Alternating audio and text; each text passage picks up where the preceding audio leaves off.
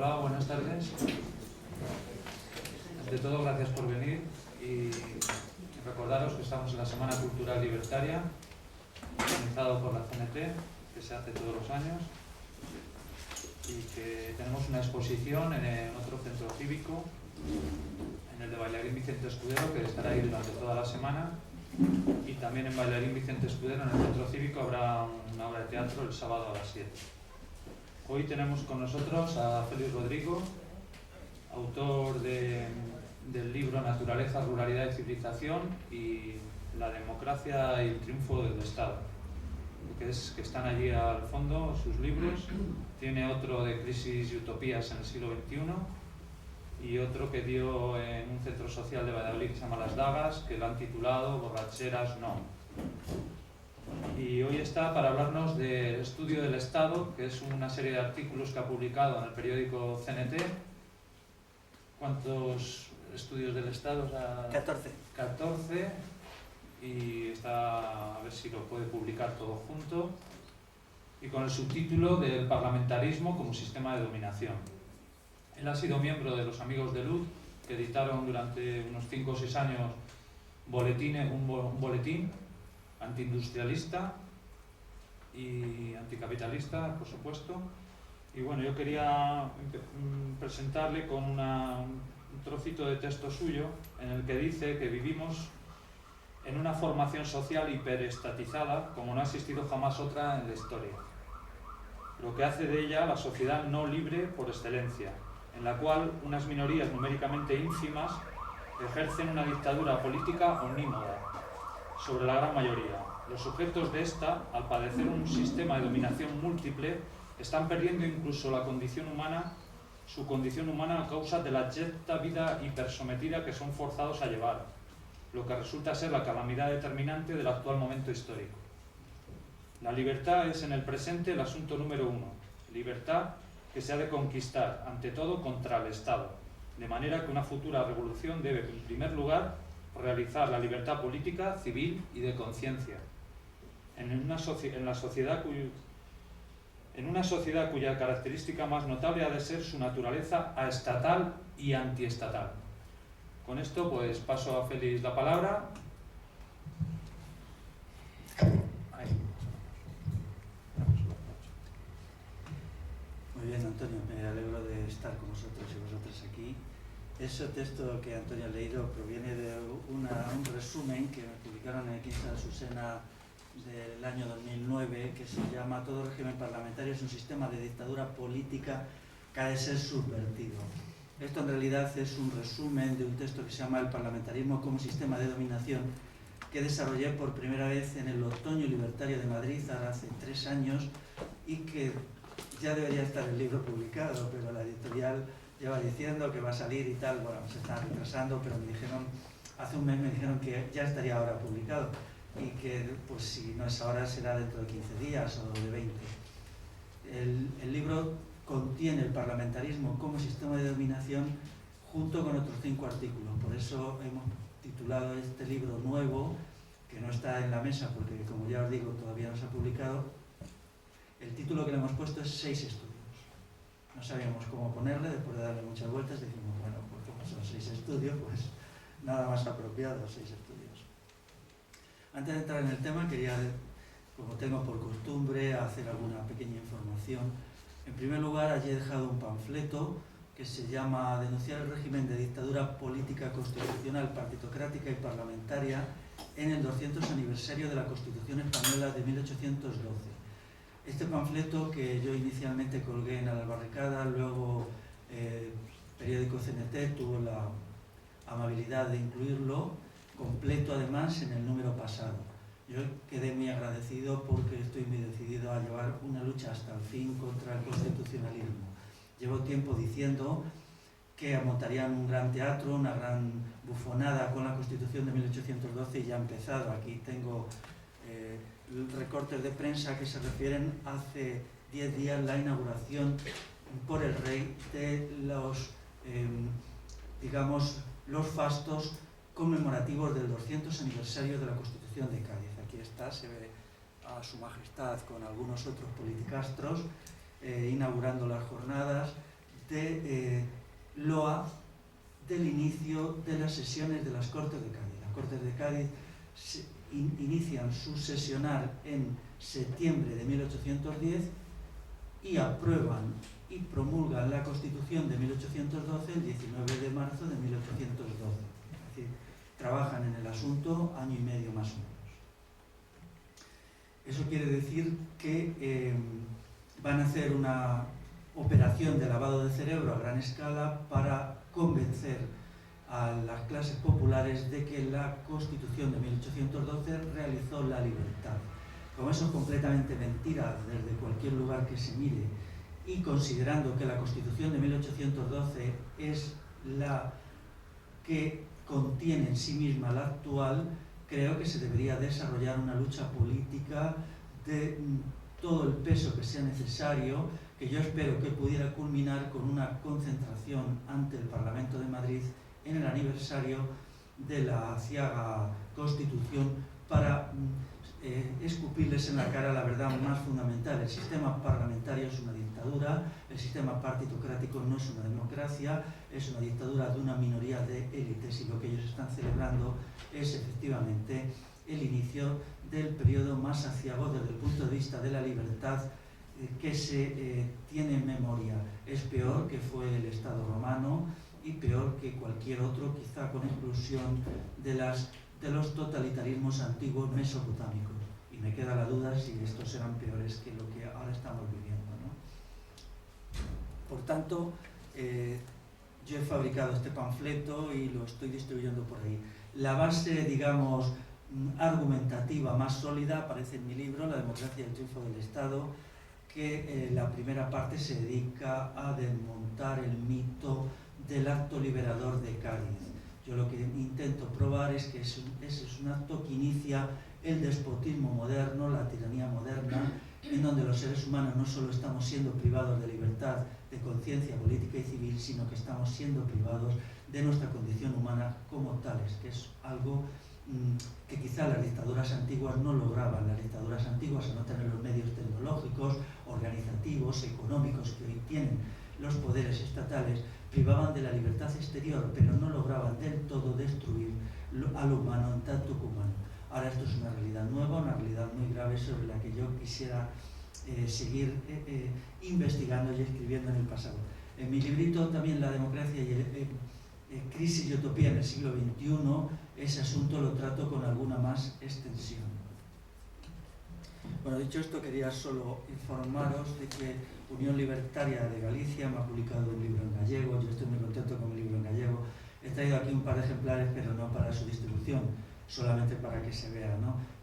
Ellos lo tradujeron al gallego reintegrado, o sea, al gallego más cercano al portugués, y para los castellano parlantes es relativamente difícil de leer. Se titula O atraso político do nacionalismo autonomista galego, y para hacerlo pues se movilizó allí un equipo, además de primero el acuerdo que logramos sobre los contenidos. También luego hubo dos amigos que hicieron la traducción al gallego, y luego el ilustrador, que se llama Manolo Rey, ¿no?, que ha hecho unas ilustraciones. El libro este pues es continuación de Naturaleza, Ruralidad y Civilización, y trata sobre el colapso del mundo agrario gallego en los años 80. Es el último mundo agrario que se ha derrumbado. Si consideramos el conjunto de lo que ellos llaman España, de lo que las élites mandantes, la última sociedad rural tradicional que se ha derrumbado, la que más ha resistido, la que más ha luchado por mantenerse, ha sido la gallega. Entonces yo siempre estaba muy indignado con un autor que se llama José Manuel Beiras, que tiene un libro que se llama O atraso económico de Galicia, en donde él loa este asunto y quería, bueno, pues ajustar cuentas intelectuales con él. Entonces el colectivo Unión Libertaria me lo ha permitido. Ya sabéis que Beiras también fue durante mucho tiempo el jefe político del bloque nacionalista galego, y ahora es el jefe de una de las salas del bloque. Por tanto, el libro también tiene que entrar en la realidad de Galicia como comunidad humana diferenciada, el presente y futuro del idioma gallego, de la cultura. Por lo tanto, es un libro muy, muy gallego. Podemos decir que quien le interese la realidad de Galicia, pues aquí puede enterarse un poquito, ¿no? Quien quiera leer la versión en castellano, pues yo os la mando por PDF directamente, no hace falta esfuerzo. Quiere decir que el libro no solamente se está distribuyendo en ambientes libertarios, sino también en ambientes revolucionarios e independentistas. Me gustó mucho un acto que se hizo en un local independentista de Lugo para presentar el libro, hubo mucho debate y espero que el libro ayude a un giro de los sectores más radicales del independentismo gallego hacia posiciones revolucionarias que se concretarían en su posición en concebir la liberación de Galicia como un fenómeno ajeno al Estado y contrario al Estado y contrario al capitalismo. Y bueno, pues en eso estamos, ¿no? Esperamos que contribuya a ese asunto, exactamente a ese asunto. También recientemente hemos sacado el librito Borracheras No, que está ahí en la mesa. Bueno, pues Borracheras No, su título es suficientemente explícito y creo que no hace falta más explicaciones. La verdad que se está distribuyendo muy bien, estamos sorprendidos y ahora se está traduciendo al catalán. Esperemos que se publique pronto en catalán. Quieren ahí un colectivo de allí, también un colectivo indepe, como ellos dicen, por cierto, ¿no? Quieren traducirlo al catalán y quieren además que sea una contribución a unos futuros catalanes liberados sin Estado ni capitalismo y sin dominación española. Estoy traduciendo lo que ellos me envían de vez en cuando y me dicen, bueno, nosotros esta es nuestra idea y yo estoy muy de acuerdo con esa idea, ¿no? Espero que avancen y acaben culminando la versión catalana de Borrachera. El tema que hoy teníamos que desarrollar, ya yendo al grano, son dos partes en realidad.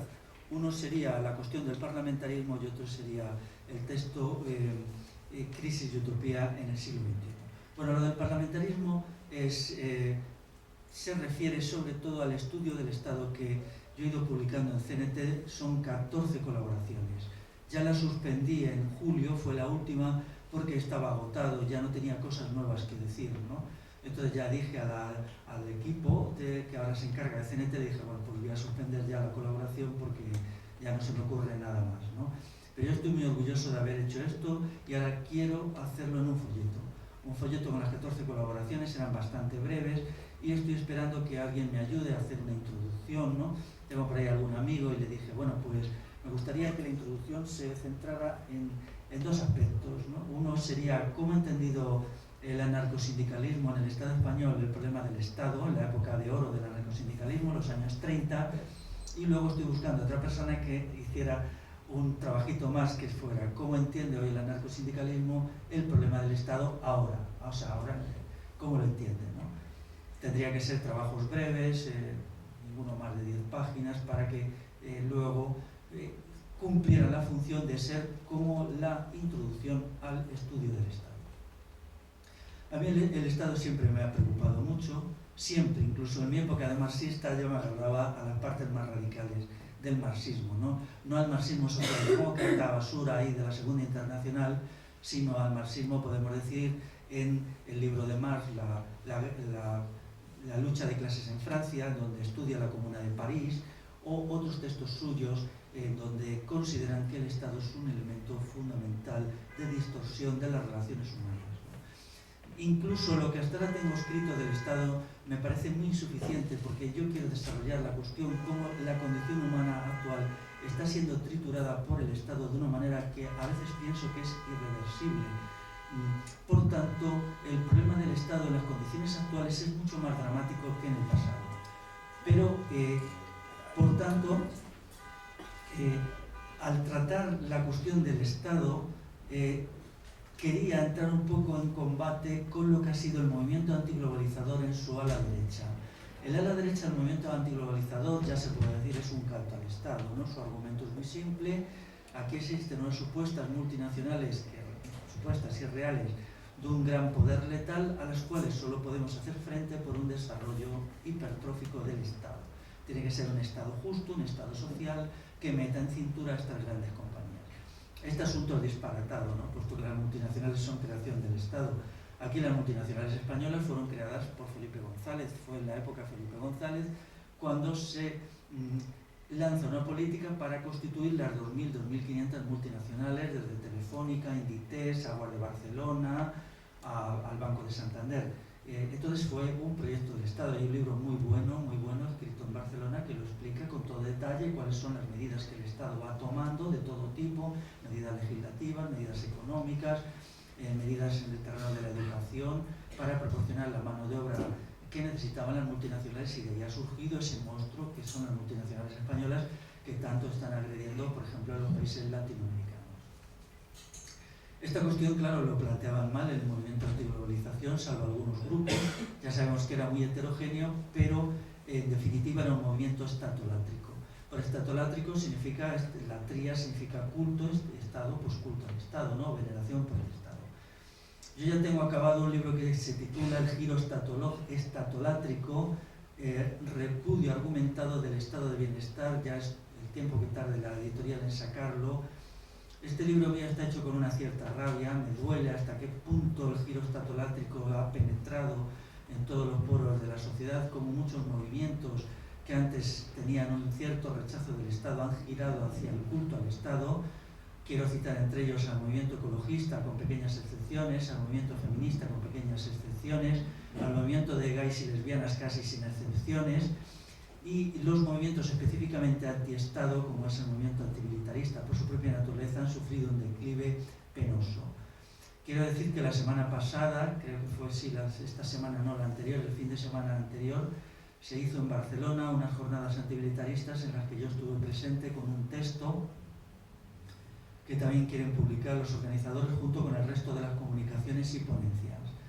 Me gustaría pensar que de ahora en adelante el movimiento antimilitarista va a resurgir de sus cenizas a partir de estas jornadas, pero no estoy muy seguro porque lo que allí apareció pues no es muy esperanzador. En principio, el único que representaba como portavoz a un equipo antimilitarista era yo, que iba en nombre de uno que hay en la Universidad Autónoma de Madrid, y no había nada más, ¿no? Solo había allí personas que, bueno, pues se consideran antimilitaristas, y luego las resoluciones tampoco fueron gran cosa. De todas maneras, estar atentos a CNT, porque en CNT, la dirección de CNT me encargó que hiciera una pequeña reseña de las jornadas, y ahora pues ya la tengo casi terminada. Ahora cuando vuelva a casa la mandaré a finales de semana, ¿no? No quiero hacer una reseña en el sentido pelotillera ni nada de eso, sino quiero hacer algo que sea racional, reflexivo y que pueda servir para el relanzamiento de la lucha antimilitarista que es tan necesaria. Decía que ahora vivimos en un problema muy grave de un giro hacia el culto al Estado. Yo entiendo que el culto al Estado no tiene que ser solo patrimonio del movimiento libertario ni de los anarquistas. Tiene que ser algo sentido por toda la gente que quiera regenerar la sociedad y la vida humana en su totalidad. El Estado es un monstruo, es el peor monstruo que hoy tenemos, ha crecido muchísimo en los últimos 30 años. Precisamente ahora el Estado tiene 10, 20, 30, no sé, no se podría cuantificar, más poder que cuando el franquismo, aunque parezca mentira, hay gente que esto le cuesta entenderlo, pero es una realidad incluso cuantificable. Incluso solo hay que echar un vistazo al crecimiento de la policía, al crecimiento de las cárceles, al crecimiento del aparato judicial, para comprender que el paso del franquismo al parlamentarismo sobre todo ha significado un crecimiento descomunal del Estado. En la medida que estos 30 años últimos han sido de bonanza económica, pues el Estado ha crecido más, porque el Estado tiene una materialidad, tiene una realidad material. Claro, un Estado débil no puede mantener aparatos policiales muy potentes, un Estado fuerte sí, no puede desarrollar sistemas tecnológicos que sirvan a las funciones de trituración de lo humano, como si lo pueden hacer los aparatos estatales, que son ricos. Por lo tanto, el desarrollo y la riqueza económica de los últimos 30 años, que ha sido muy real, sobre todo se ha utilizado para el desarrollo del Estado. Esto es una cosa que no se admite. Luego, de puertas afuera, pues alguna gente te lo acepta, pero yo no puedo citar ningún libro que diga que sobre el desarrollo económico, sobre todo, es un desarrollo para el Estado. Daros cuenta que a más desarrollo económico se pagan más impuestos, es una cuestión de sentido común, más impuestos directos y más impuestos indirectos. Y por lo tanto el Estado tiene mayor ingreso que le permite desarrollarse más y más como aparato, no solamente de coerción. No podemos tener solo una visión del Estado puramente coercitiva. El Estado también es sobre todo manipulación de las mentes. Aquí tenemos la universidad, que es la peor expresión de la manipulación de las mentes, de la desinformación, del acondicionamiento de las conciencias para admitir las atrocidades y barbaridades que el Estado quiere que creamos. Por ejemplo, en mi libro, La democracia y el triunfo del Estado, he tenido que dedicar muchos años de trabajo. Este libro son 17 años de trabajo, pues quizá de ellos yo he dedicado 6 a desentrañar la historia de la revolución liberal aquí, empezando por las Cortes de Cádiz, Bueno, empezando mejor por la Ilustración a finales del siglo XVIII, y la conclusión que yo llego que la versión oficial en sus diversas variantes, que solo se distinguen en minucias falsas, simplemente aquí se ha olvidado una versión mentirosa, falsa, engañadora de lo que ha sido nuestra historia en los últimos 200 años. Y eso sobre todo lo han hecho el cuerpo de catedráticos y profesores de historia, a los que aprovecho para saludar, ¿no? Entonces son ellos los que han hecho esto, los que han hecho una falsificación total. Ellos han empezado falsificando lo que era el siglo XVIII, han continuado hasta hoy, realmente hasta hoy, ¿no? Entonces hay muy pocos libros que me merezcan respeto, porque la función del intelectual tiene que ser la búsqueda de la verdad y la exposición de la verdad. Pero claro, cuando un intelectual es un funcionario del Estado, tiene que servir al Estado y no servir a la verdad. Ahí es el conflicto. La verdad no puede florecer en una sociedad con Estado. Eso es un hecho cierto. La verdad, en el sentido finito en que yo la entiendo, no hay verdades definitivas ni verdades completas. Solo la mente humana solo puede determinar pequeñas verdades, muy pequeñas incluso. Pero esas pequeñas verdades muy pequeñas no pueden darse en una sociedad con Estado. Entonces, cuanto más se desarrolla el Estado, más retrocede la verdad. Eso yo lo veo muy claro en el mundo editorial de los últimos 10 años. Cada vez encuentran menos libros de calidad, menos libros objetivos, menos libros que se atrevan incluso a tratar una pequeña verdad. Hay un retroceso del conocimiento descomunal. En 15 o 20 años viviremos en la sociedad de la mentira completa, en la sociedad de la falsedad, en la sociedad de la tergiversación de la historia y también de la realidad. Y ese es el gran triunfo del Estado. Por eso mi libro se titula El triunfo del Estado. El Estado ha triunfado, eso es el gran problema de nuestra época, y a ver qué hacemos nosotros ahora para tirar abajo al Estado. Eso es bastante difícil, ya lo sé, pero bueno, por lo menos podemos hacer una resistencia romántica, ¿no? Y luchar hasta el final, aunque no consigamos nada, por lo menos. Yo soy muy escéptico respecto a lo que se pueda lograr, ¿no? Pero por lo menos estamos resistiendo y luchando, ¿no? Ya los resultados, el tiempo dirá lo que logramos, ¿no? Bueno, el estudio del Estado, como digo, son 14 colaboraciones, yo las tengo aquí, me las he traído en papel. A veces son repetitivas, no siempre era capaz de hacer, las colaboraciones, bueno, pues eran muy breves, siempre eran, me parece que me dijeron 4.500 caracteres, con espacio, y eso da poco de sí. Por lo tanto, a veces me repetía, me olvidaba de lo que había dicho ya en la anterior, pero la voluntad de fondo persistía, ¿no? Y ahora lo que quiero es hacer, me parece que me han salido 12 tesis, explicar en 12 tesis el contenido muy breve. Entonces paso ya directamente a la exposición de las tesis básicas de mi colaboración con CB. El Estado es el enemigo principal, por delante del capitalismo. Esa es la tesis 1. La tesis 2. La acción anticapitalista solo es real si es antiestatal. La tercera, ya no diré más los números, el capitalismo nace, vive y se desarrolla a la sombra del Estado y gracias al Estado principalmente. De vez en cuando haré una aclaración. Hoy el Estado se apodera aproximadamente del 50% del Producto Interior Bruto. Los asalariados entregan un 40% de sus ingresos al Estado por medio de los impuestos directos e indirectos. Sin embargo, de las 2.500 multinacionales que hay en el Estado español, ninguna de ellas, la más potente quizás sea Telefónica, se apropia de más allá del 3% del Producto Interior Bruto. Por lo tanto, los fríos números nos indican que el Estado es el principal explotador de las clases trabajadoras, el Estado moderno. Si comparamos con el Estado que asistía cuando se creó CNT en 1910, entonces aproximadamente se ha apropiado del 12% del Producto Interior Bruto, 12%. Si en la época se podía considerar como enemigo principal al capitalismo, porque era el capitalismo es que se apropiaba de la mayoría de la plusvalía producida por los trabajadores, esa situación ha cambiado por el crecimiento del Estado. Hoy quien se apropia de la mayoría de la plusvalía es el Estado, a través del sistema tributario, y porque el 25% de la masa salarial del Estado español es explotada directamente por el Estado en empresas del capitalismo estatal. Por lo tanto, un poder estatal tan potente ha generado una ideología de culto por el Estado.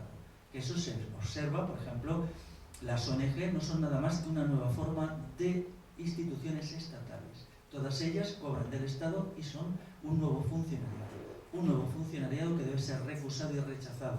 Las ONGs honradas deben dar explicaciones de su existencia como nuevo funcionariado estatal. Las no honradas mejor las insultamos directamente, ¿no? El Estado es muchísimo más que el servicio de seguridad del capitalismo. Yo esta cuestión había llegado a ella a partir de un estudio cuidadoso de lo que es la sociedad en los últimos 200 años, y luego alguien en una charla me dijo, eso ya lo dijo un libertario alemán que se llama Rudolf Rocker. Efectivamente, Rudolf Rocker dice que el Estado tiene una realidad en sí por sí y que no es ni el servicio de seguridad ni del capitalismo, ni tampoco, digamos, el aparato coercitivo simplemente del capitalismo, sino que existe en sí por sí. Ciertamente aquí el Estado existió mucho antes que el capitalismo. En el siglo XV ya existía un Estado relativamente eficaz y potente con los reyes católicos. Sin embargo, el capitalismo no empieza a dar las primeras manifestaciones de existencia hasta el siglo XVI, según el análisis marxista que yo considero que es relativamente acertado, ¿no? Toda forma de anticapitalismo pro-Estado o que se olvide del Estado es una forma de capitalismo. La peor forma de capitalismo hoy es la creencia que el capitalismo puede ser controlado o mantenido a partir del Estado. Ya he dicho que el poder económico del Estado es incomparablemente superior al de cualquier multinacional española, dado que aquel se apropia de más o menos el 50% del Producto Interior Bruto, mientras que las multinacionales tienen que distribuirse el otro 50%, en la cual hay que considerar también la pequeña propiedad, con existe, autónomos, etc. El Estado une a su poder económico de enorme magnitud el poder militar. Para mí el poder militar es decisivo. El Estado, en definitiva, es un aparato militar. Si nosotros consideramos la historia, incluso aparece con claridad. Las Cortes de Cádiz es una operación militar. En esencia, quien establece la redacción de la primera Constitución y le exige es el aparato militar. No sé si sabéis, yo esto lo expliqué el otro día en mi intervención en las jornadas antimilitaristas, que el primer proyecto de Constitución española que hay, que es de 1788, está escrito por un militar que se llama Manuel de Aguirre. Era el aparato militar el que estaba interesadísimo en que se diera el salto al capitalismo y el salto a un desarrollo descomunal del Estado. No puedo ahora detenerme en las razones de por qué es así, pero en mi libro La democracia y el triunfo del Estado lo explico en detalle, ciñéndome a la realidad española en detalle. El 25% de los parlamentarios de la Cortes de Cádiz eran militares, y otro 25, 30, 40% en realidad también eran militares que ocupaban cargos civiles, teniendo en cuenta que la monarquía de Carlos III se le llama monarquía militar y que los militares retirados se les encargaba, por ejemplo, ser virreyes del Perú o virrey de Nuevo México o gobernador del puerto de Tenerife. Entonces tenemos que, considerando el conjunto de los militares en activo y los que han sido militares, la mayoría de las Cortes de Cádiz estaba formada por militares. Esta es una de los grandes secretos que desesperadamente intenta ocultar la historiografía académica, que quiere dar una versión civil de las transformaciones que tienen lugar en el siglo XIX. Esto no es así de ninguna manera. Esto es una de las peores mentiras. En realidad, el poder que tenemos nosotros en nuestras cabezas, en primer lugar y sobre todo, es un poder militar.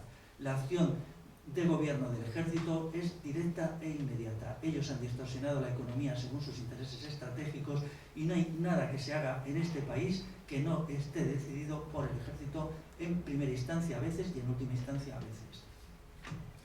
Por lo tanto, el poder militar para mí es el decisivo y dedico mucho espacio a intentarlo demostrar. Ahora, en el presente es muy difícil porque esto jamás se encuentra en ningún lado. Uno tiene que basarse en referencias indirectas. Para encontrar alguna intervención en la economía o en la legislación o en el sistema educativo del ejército hay que mover muchísimo papel, guarrear mucho en internet y no siempre tenemos tiempo para eso. Pero es una cuestión que a mí no me cabe ninguna duda. Por lo tanto, decía que el poder del Estado es, en primer lugar, poder económico, no el principal, pero sobre todo poder militar, pero también hay poder policial, poder judicial, poder profesoral y académico, poder religioso, poder diplomático, poder médico y otros poderes más. El poder médico tiene mucha importancia, es un monopolio de poder, una bola de poder que se ha constituido ahí en la llamada sanidad pública, mal dicho porque la sanidad pública es sanidad estatal y se debería llamar sanidad estatal. Es otra de las cosas que no puedo admitir. Por lo tanto, el meollo de una transformación revolucionaria es la destrucción del Estado. Por dos razones. Primero, por su propia naturaleza y segundo, que solamente destruyendo el Estado puede eliminarse el capitalismo. Hay una experiencia histórica preciosa que es lo que ha sucedido en China, ¿no? En China, con la revolución de 1949, estemos a favor o en contra de esa revolución, lo que sí es cierto que allí se destruye el capitalismo bastante fuerte, incluso se destruyen los capitalistas, por así decirlo, ¿no? Sin embargo, cuando ellos crean un aparato de Estado poderosísimo, es el propio aparato de Estado el que genera el capitalismo. Hoy el capitalismo chino es una realidad bien clara. China es el segundo país del mundo por número de multimillonarios después de Estados Unidos, multimillonarios privados. En China hoy existe un capitalismo estatal que se implanta ya con el triunfo de la revolución en 1949, pero existe un capitalismo privado, igual que aquí, con multinacionales como aquí, que han generado una masa enorme de multimillonarios. Por lo tanto, una experiencia histórica preciosa. Incluso si situamos un momento cero de la historia en que el capitalismo se destruya, si hay un Estado, el Estado crea el capitalismo. Esas son exactamente las conclusiones a que yo llego en mi estudio histórico en los últimos 200 años. Cuando yo digo, es que aquí el capitalismo es creado desde el Estado y sobre todo desde el aparato militar, ya empiezo a oír a la gente rasgarse la vestidura por aquí y por allá, pero estoy esperando que alguien refute esta tesis con contundencia. Por lo tanto, la burguesía no es la causa de la revolución liberal, sino su consecuencia, hasta tal punto que una burguesía relativamente potente en lo que llamamos España no puede darse por existente hasta los años 30 y 40 del siglo XIX. Antes existía, es verdad, pero existía además muy vinculada al aparato militar. Puesto que el aparato militar es la quinta esencia del aparato estatal, tenemos una cuestión que queda bastante clara. Pero en Rusia pasó lo mismo. En Rusia incluso la destrucción como clase de la burguesía en 1917-27 se hace a tambor batiente y sin embargo es por la existencia del aparato estatal bolchevique cómo se genera primero un capitalismo estatal que luego se convierte en estatal privado y que ahora ya es privado estatal. Este es el proceso histórico. Esta cuestión es muy interesante porque nos permite poner las cosas en su sitio frente a quienes creen que el Estado es nuestro aliado contra el capitalismo. Esto sencillamente es aberrante. Todo el giro estatolátrico que han dado los movimientos sociales en los últimos 10 años se basan en este presupuesto. Este presupuesto es rigurosamente falso, tanto en el análisis histórico como en el análisis actual, y por lo tanto debe ser rechazado como meta estratégica. El Estado es la causa número 1 de la destrucción de la esencia concreta humana y la causa número 1 del mal moral. Si nosotros estudiamos atentamente el mal moral, lo que a mí me preocupa mucho, yo combato el moralismo burgués con todos los argumentos que puedo, la causa número 1 de mal moral es el Estado. Por lo tanto, se requiere en la lucha antiestatal una definición de criterios éticos de importancia. En el libro Borracheras no lo explico con claridad. Si alguien ha inducido el alcoholismo en las clases populares es el ejército. El ejército, a través del servicio militar y anteriormente ya a partir del siglo XVIII, las primeras distribuciones masivas de alcoholes destilados se hacen en las marinas de guerra. La marina de guerra inglesa distribuye el ron y la marina de guerra española distribuye aguardiente ya en el siglo XVIII. Luego el aparato militar es el que ha ido introduciendo el gran vicio de la borrachera y de la alcoholización. Pero el mal inducido desde arriba como mal moral, por ejemplo el mal de la insociabilidad, el mal del egoísmo, el mal de la insolidaridad, todo esto se puede rastrear perfectamente cómo ha sido inducido desde el Estado a partir de un trabajo de investigación, digamos, de manual. O sea, se coge a los defensores de la inmoralidad en la sociedad actual y se rastrea su acción hasta que detrás siempre aparece un funcionario del Estado en la forma de catedrático, en la forma de profesor o en la forma de político profesional. Nadie ha hecho más por introducir el alcohol y las drogas en nuestra sociedad actual que el señor Enrique Tierno Galván, que tenía una doble característica. En primer lugar era profesor funcionario y en segundo lugar era político profesional del PSOE y alcalde de Madrid. En el libro Borracheras no me he arrancado la espina de lo que tuve yo que soportar en Madrid, que ya vivía en Madrid, en Carabanchel, en los tiempos de Tierno Galván, en la incitación sistemática que este señor hacía al consumo de drogas y al consumo de alcohol inmoderado. Quiero decir, para que nadie se llame engaño, yo no soy abstemio, pero sí estoy en contra de las borracheras. Entonces esto es obvio, incluso hay alguna biografía por ahí de Enrique Tierno Galván que lo reconoce un poquito de pasada, ¿no? Pero hay que decírselo a las claras. El PSOE es el principal instrumento del Estado desde el final del franquismo y el principal instrumento de inmoralidad y degradación. La defensa del estado de bienestar es la forma peor de estatolatría hoy. Aquí se avecina una lucha muy fuerte, ya veremos en qué lado queda cada cual, pero yo estoy decidido, dentro de mis muy modestas posibilidades, a llevarla hasta el final. De entrada, Pongo una cuestión. No admito la expresión sanidad pública. Existe la sanidad estatal.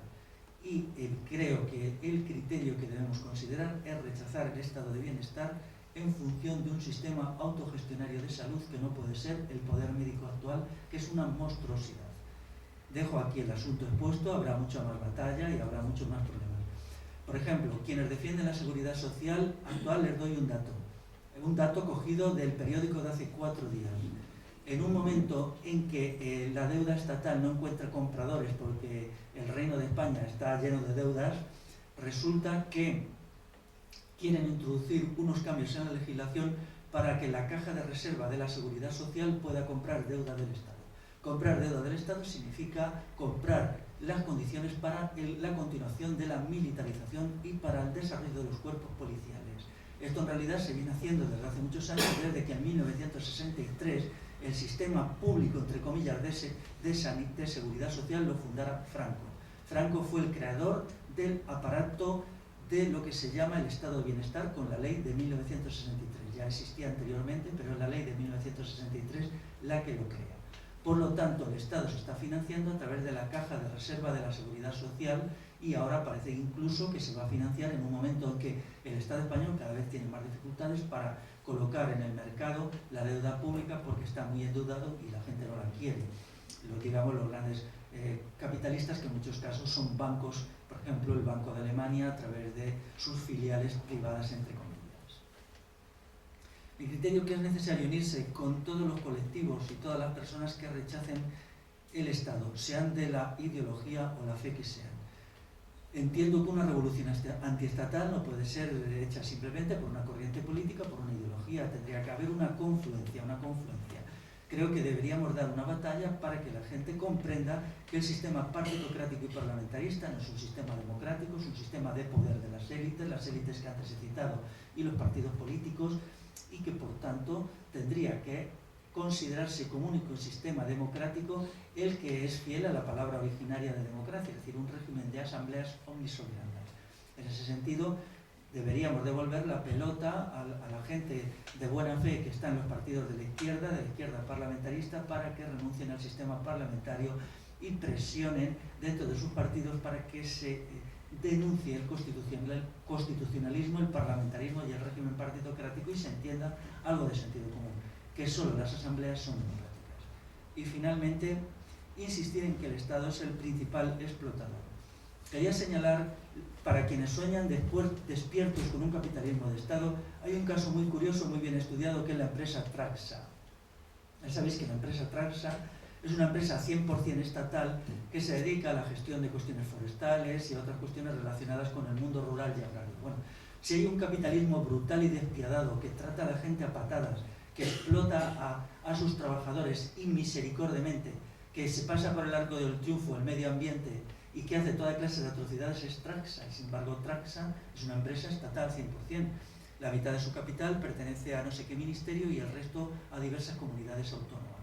Quienes sueñan despiertos con un Estado redentor, que piensen en Traxa y nos digan que si el futuro va a ser realmente muchas Traxas, ¿no? Porque en muchos aspectos Traxa es peor que la empresa privada. Y quien lo ha sufrido, quien ha trabajado para Traxa, yo tengo amigos que han trabajado, pues os lo pueden explicar. Hay un estudio muy interesante de Traxa en este sentido en algún libro hecho por un colectivo ecologista. Pero actualmente, con la crisis económica, ha quedado muy claro quién tiene la sartén por el mango. Si nosotros nos retrotraemos hasta hace 3 años, antes del inicio de la crisis, teníamos frente a nosotros al Estado aquí y al capitalismo aquí. Entonces resulta que con la llegada de la crisis, uno de estos dos enemigos, que es el capitalismo, se desmorona. El capitalismo se viene abajo ahora justamente hace 2 años, en otoño de 2010, empieza a venirse abajo. A día de hoy, los 6 grandes bancos de Estados Unidos están intervenidos por el Estado porque se desintegraron. Aquí la banca no llegó a tanto porque anteriormente se habían tomado algunas medidas de inyección de capital a la banca. De todas las grandes empresas de automoción de Estados Unidos, todas se vinieron abajo menos una, que es la Ford, la Chrysler, la General Motors. Todas estas empresas solo han sobrevivido porque el Estado las ha salvado. Por lo tanto, si nosotros tenemos 2 enemigos, y los tenemos, que es el Estado y el capitalismo, hemos observado en la crisis actual que uno de ellos se ha venido abajo, que es el capitalismo. El gran capital multinacional, que para algunos será el horror de los horrores, que lo es, y algo invencible. se ha venido abajo y sin embargo el Estado ha salvado al capitalismo a través de un plan de inyecciones sistemáticas. Esto es la tercera observación empírica que nos permite decir que el capitalismo sin el Estado es muy poquita cosa. No solamente porque le salve en extremis por la intervención militar, sino porque incluso económicamente, en momentos críticos, es la intervención estatal la que salva al capitalismo. Aquí ya no llevo la cuenta, pero se habla que el gobierno de Zapatero ha proporcionado algo así como 700.000 millones de euros a las empresas, sobre todo a la construcción. Ahora están haciendo un proyecto de rescate de cajas en crisis, y desde luego, si el Estado se hubiera mantenido neutral, nosotros hoy, a día de hoy, vivíamos en el postcapitalismo, puesto que el capitalismo no puede mantenerse por sí mismo sin la aportación sistemática del Estado. Esto está muy en relación con lo que yo he estudiado para los orígenes del capitalismo. Mi tesis es heterodoxa, lo reconozco, es muy heterodoxa, pero estoy esperando que alguien me diga dónde está el fallo de la explicación, ¿no? Por lo tanto, hay que mantenerse muy distanciados del Estado, de la idea que el Estado nos protege del capitalismo o que hay un capitalismo que se olvida del Estado. Ahora ha surgido un grupito que se llama Izquierda Anticapitalista. Cuando uno lee su programa y postulados se echa las manos a la cabeza. Ellos tienen la idea del Estado redentor. Bueno, pues nada. Detrás de esto hay una cosa bastante triste y bastante terrible, no que lo voy a decir. Quieren ser funcionarios, los jefes de estos partiditos y de estos grupitos estatolátricos quieren vivir del Estado, quieren ser funcionarios, entonces montan un tinglado de loa del Estado para que luego les den un puestecito. Esto, desgraciadamente, por ejemplo, es el camino que ha seguido casi todo el aparato de los movimientos de antaño. Me pregunto, por ejemplo, ¿cuántas mujeres y hombres funcionarias viven ahora de los grupos feministas que hace 10 años estaban más o menos enfrentados con el Estado? La tira. Se habla, no sé si de 130.000 funcionarios de grupos feministas. Bueno, las cifras me bailan en la cabeza, ¿no? Los grupos ecologistas, ¿cuánta masa de ecologistas viven hoy del presupuesto del Estado? Claro, realmente si uno cobra del Estado, defiende al Estado. Esto es un hecho cierto, ¿no? Uno de los grandes méritos de CNT en su historia es que nunca ha cobrado del Estado, ¿no? Y entonces, claro, sea cual sea el momento histórico que le esté tocando vivir al CNT, el CNT se mantiene independiente del Estado. Entonces, la independencia del Estado es la primera garantía de objetividad, la primera garantía de verdad y la primera garantía de lucha revolucionaria. En el momento que esto se viene abajo, ya no hay nada que hacer. Y esto se observa perfectamente en el giro que han dado montones de cosas de instituciones, no voy a decir instituciones, de colectivos que hace solo 10 años pues eran aliados y ahora los tenemos enfrente. Y esto es muy grave, porque el Estado ha conseguido dotarse de una base de masas muy fuerte que nos ha dejado aislados. Hoy los antiestados estamos más aislados que nunca. Es así, tenemos que aceptarlo. Una estrategia realista, tenemos que aceptarlo. Bueno, esto es lo referente al estudio del Estado. Respecto al librito Crisis y Utopía en el siglo XXI, es una reflexión sobre la crisis económica hecha antes de la crisis económica. Y bueno, yo he seguido con mucho interés la crisis económica porque decía, vamos a ver, ¿los hechos van a refutar o van a validar y en qué punto lo que yo defiendo aquí, ¿no? Vamos a ver y lo he seguido con mucho interés, ¿no? Porque el libro este se escribió para unas jornadas que organizó la Asamblea contra el tren de alta velocidad en marzo de 2009, ¿no? Es verdad que la crisis económica ya había entrado, pero todavía no había manifestado todas sus potencialidades, que lo hizo precisamente en el otoño siguiente, ¿no? Yo aquí defiendo lo que he dicho, que el Estado es el elemento decisivo y el capitalismo el elemento subordinado, y que por lo tanto la estrategia revolucionaria debía de pasar por considerar al capitalismo como elemento subordinado y al Estado como decisivo. Decía también que quienes creían en un derrumbe del capitalismo así de golpe y porrazo, o sea, una mañana te levantas y dices, joder, se ha derrumbado el capitalismo, ¿no? Pues eso es imposible, porque los estados tienen una persistencia en la historia descomunal. Aquí el estado actual, el estado que nosotros sufrimos hoy, es una creación del siglo XIII, es a finales del siglo XIII cuando se crean los primeros rudimentos del actual estado. En esto estamos de acuerdo, eruditos institucionales, y en mi caso, que no me considero institucional, ni lo soy, claro. Desde el siglo XIII hasta hoy el Estado ha tenido continuidad, solamente ha sufrido algún bamboleo, como es en 1936-37, o también una gran crisis que sufrió el Estado en el verano de 1873, cuando un movimiento de masas muy fuerte hace que el ejército está a punto de desintegrarse en el verano de 1873 y que la Primera República Española es la que reconstruye el Estado. El republicanismo español estatolátrico y jacobino tiene que dar algún día una explicación de esto, como un ejército que se está tambaleando con el famoso grito que bailen, o sea, eso se hacía a los oficiales, se disparaba contra ellos y se les gritaba que bailaran, ¿no? En una situación de anarquía, que hubo una situación de anarquía aquel verano, pues la Primera República lo reconstruye con el señor Pi Margall al frente, ¿no? Esto es una cosa muy, muy sucia de Pi Margall. Luego le escribió un libro para justificarse, pero eso no tiene justificación. Yo, desde que estudié esto en detalle, mi libro lo explico, claro, no puedo tragar a Pi Margall, como es lógico, ¿no? Me hablen lo que me hablen de Pi Margall, le he cogido mucha manía. Entonces, yo quería ver qué pasaba. Y ciertamente, en ese momento, yo recuerdo cuando yo fui a dar la charla esta, que iba en un estado de tensión emocional. Había estado en Barcelona con gente que me había hablado de que el capitalismo se iba a derrumbar de un momento a otro y que había que hacer una estrategia en esa función, sobre todo gente ligada a Enric Duran, ¿no? Estaba el famoso libro de Santiago Niño Becerra, que quizá alguno habréis leído, que se titula El Crash de 2010. Yo siempre digo lo mismo, queda muy poco para que se acabe 2010. Como no haya un crack en 2010, Niño Becerra se merece un capón, ¿no? Pero claro, ¿qué hay detrás de esto? Bueno, Niño Becerra es uno de los grandes y hay muchos más textos de este estilo, ¿no? El análisis de Niño Becerra y el análisis también de Enric Duran y de todos estos se basa en una interpretación completamente equivocada de lo que es el capitalismo. El capitalismo no es lo que ellos creen, no es eso. No es esa cosa que ellos han inventado, porque se olvidan del análisis del Estado. Cuando ellos no introducen en su análisis el Estado, pues les sale un capitalismo de opereta, un capitalismo que no es real, ¿no? Y ahora yo recuerdo muy bien, por ejemplo, sacaron un periódico allí en Barcelona en 2009, que a mí me lo dieron cuando estuve hablando con gente cercana a Enric Duran, que se llamaba El Crack de 2010 y que se iba a hundir todo y todo esto, ¿no? Yo les dije que no creía que era eso porque mi interpretación del capitalismo era distinta. Pero bueno, ahí había una cuestión. Yo dije, el Estado intervendrá, como ya intervino en 1929, la crisis de 1929, que fue mucho menos aguda que la actual, se resolvió también con una intervención del Estado de muchas maneras, ¿no? No solamente inyectando liquidez, que entonces no inyectó tanta liquidez como ahora, las crisis son distintas, pero sobre todo la resolvió a través de la preparación de la Segunda Guerra Mundial. La Segunda Guerra Mundial es la resolución de la crisis de 1929, ¿no?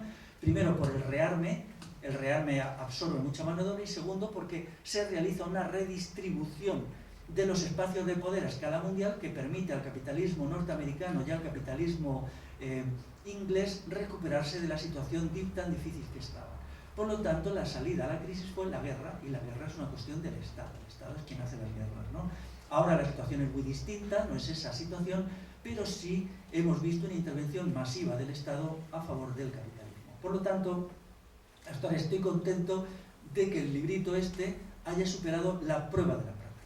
Quiero decir también que este libro ya se ha distribuido en la primera edición, quedan muy pocos, ya tengo que hacer el prólogo a la segunda edición, que espero hacerlo relativamente extenso para explicar todo esto, digamos, como la expresión esta castellana, a toro pasado, ¿no? Es decir, bueno, qué ha sucedido con la crisis, qué es lo que se ha visto que ha pasado, para que de ahora en adelante tengamos una concepción más realista del capitalismo. Más realista es más revolucionaria, porque si nosotros nos fijamos en lo que propone Enric Duran pretende desmontar el capitalismo pasito a pasito. Es el típico argumento socialdemócrata, es decir, ahora buscamos esta solucioncita aquí con no sé qué cooperativa y ahora tal cosita aquí, y vamos desmontando pasito a pasito el capitalismo. Mi propuesta es que no es así. Como el capitalismo es consustancial al Estado y el Estado es un poder militar policial, se necesita en algún momento que haya un choque, como hubo en 1936. No me voy a buscar otra solución. Es así, esto es duro, esto es terrible, sí, pero esto es la verdad, nos guste o no nos guste. Tiene que haber un choque. Porque la consigna de Enric Duran es, ¿podemos vivir sin capitalismo? Claro que sí, Enric, y viviríamos mucho mejor, pero ¿qué hacemos con la Guardia Civil? Porque, ¿qué hacemos con ella? ¿Qué hacemos con el aparato militar? No podemos ser niños que nos negamos la realidad. La realidad es durísima, sí, la Guardia Civil son 90.000 hombres y mujeres con una preparación formidable, ya lo demostraron en 1936. El ejército son 130.000 hombres. Las policías autonómicas y mujeres, las policías autonómicas, las chanches, los mossos de escuadra son 25.000. Eso no existía en los tiempos de Franco, ahora sí. Ahora se va a crear una policía gallega, una policía extremeña. Yo no sé cuántas policías se inventan más, ¿no? Entonces esto es así. Y los proyectos estos de la solución socialdemócrata pasito a pasito no tienen viabilidad porque realmente el Estado es el problema. Es el problema el Estado mucho más que el capitalismo. Otra cosa muy distinta es que tal medida, por ejemplo, de cooperativas o tal, pueda ser muy útil para acumular fuerzas, muy útil para irnos preparando para futuros fenómenos de autogestión o muy útil para incorporar gente a procesos parciales. Yo no lo niego eso, pero lo que no puede considerarse es que ese es el camino a un desmontar paso a paso al capitalismo porque es infantil. Porque, entre otras cosas, la Constitución española actual encarga al ejército la defensa del capitalismo. Lo dice claramente. Una de las denuncias más fuertes que puede hacerse de esto es que el ejército está encargado por la Constitución. Dice que en caso de que haya un proyecto insurreccional en marcha, el ejército intervendría directamente. Lo dice el artículo 117 de la Constitución. Precisamente hay que presionar a la gente de buena fe que está con Izquierda Unida o con las bases del PSOE para explicar que la Constitución actual tiene una vía directa de intervención militar en la vida política, en cuanto que ellos decidan que hay un proyecto insurreccional en marcha, que eso lo pueden decidir, la ley orgánica correspondiente no dice cómo lo van a hacer. O sea, en cualquier momento ellos dicen, bueno, pues hay un proyecto insurreccional en marcha, por lo tanto, el Parlamento lo pone en conocimiento del ejército y el ejército interviene. Esto exigiría una acción militar desde el Parlamento. Por lo tanto, si se dice 1.000.000 de veces que el Parlamento es una mera, como diría, mamporrero del ejército, se está diciendo la verdad, puesto que ellos solo cumplirían la función de, en un momento de crisis social, invitar al ejército a intervenir. Esto es escandaloso, pero así es nuestro ordenamiento constitucional, el cual va a ser puesto por las nubes de aquí al 19 de marzo del año 2012, cosa que deberíamos evitar. Pero mi libro no solamente mi librito no solamente se ocupa de la crisis económica, se ocupa de las otras crisis que una sociedad hipertrofiada en el sentido estatal crea. En primer lugar, la crisis de la libertad. Donde hay Estado, no hay libertad, eso está muy claro. Es triste que las medidas estatolátricas no consideren el fenómeno de la libertad. Si nos gobiernan los funcionarios deciden que es nuestro bien, nos lo dan todo y nosotros solo somos pedigüeños eternos que tenemos que pasar por una oficina para que gestionen nuestras vidas, ¿en dónde queda la libertad? A mí me indigna, por ejemplo, que se ponga el modelo sueco como modelo. El modelo del capitalismo estatal privado sueco es un modelo... O sea, realmente es indignante. Hace poco tuve que soportar a una persona a la que respeto explicándome las maravillas del modelo sueco. La verdad tuve que hacer mucho esfuerzo para no explotar, ¿no? Vale, el modelo sueco puede dar a las clases trabajadoras de allí tales bienes materiales, pero ¿dónde queda la libertad de las clases trabajadoras? La libertad para gobernarse a sí mismas. No somos cerdos, somos seres humanos. No se trata de lo que nos den para llenarnos el estómago. Se trata que nosotros tenemos que ser dueños omnímodos de nuestras propias vidas. En la pobreza o en la riqueza, en una sociedad más o menos atrasada o más o menos avanzada. La libertad es un bien inmaterial fundamental y es el principal bien porque a partir de él nos constituimos como seres humanos. Ahora bien, si de lo que se trata es que renunciemos a nuestra condición humana para convertirnos solo en subhumanos, todo estómago, entonces el modelo sueco sí puede ser, pero no es el modelo que yo deseo, porque allí se ha destruido lo humano en tanto que humano. Luego la gente te cuenta, es que allí no hay relaciones entre las personas, naturalmente que no las hay, porque no las puede haber, para eso se ha creado un estado hipertrofiado, y ahora es el camino. Si la crisis económica no aprieta las tuercas a las élites mandantes del Estado español, tendremos aquí un modelo sueco en 10 años. El modelo sueco es un horror que se tiene que denunciar de todas las maneras. En segundo lugar, la atrofia el desarrollo hipertrófico del Estado ha creado la cuestión de la destrucción de la esencia concreta humana. Una vez que solo somos niños grandes a los que se nos tutela de la cuna a la tumba, según el modelo socialdemócrata, vamos perdiendo todas nuestras cualidades de seres humanos porque no las usamos. Son los poderes de arriba, las instituciones, el Parlamento, los ministerios, las élites universitarias las que piensan por nosotros. Por lo tanto, si nosotros no pensamos, se atrofia nuestra inteligencia. Son ellos los que deciden por nosotros, naturalmente, siempre en nuestro bien. Ellos lo hacen todo por nuestro bien, pero no nos dejan que hagamos nunca, que hagamos nuestro bien a partir de nosotros mismos. Entonces este es el juego de la modernidad. El juego de la modernidad es crear un aparato en el cual se nos da de todo menos la libertad, de todo menos el desarrollo de nuestras capacidades. Si no pensamos, entonces se atrofia la inteligencia. Si no tomamos decisiones, se atrofia nuestra voluntad. Si no somos capaces de agruparnos para resolver todos los problemas de la vida social, se atrofia nuestra sociabilidad.